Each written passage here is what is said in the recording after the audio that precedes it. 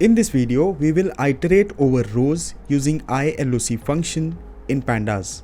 To get the code for this use case, go to kandi.openweaver.com. In this case, search for iterate over rows of pandas data frame. Hit find to see all the available code snippets. We'll go with the top result. This use case requires pandas and numpy libraries to function. So before going ahead, make sure that you have this library. If not, get it from kandi. The dependent library is available right above the code. You can copy the install script in one click. Now let's get back to our code. Copy the code in a single click from here. Go to the IDE and paste the code.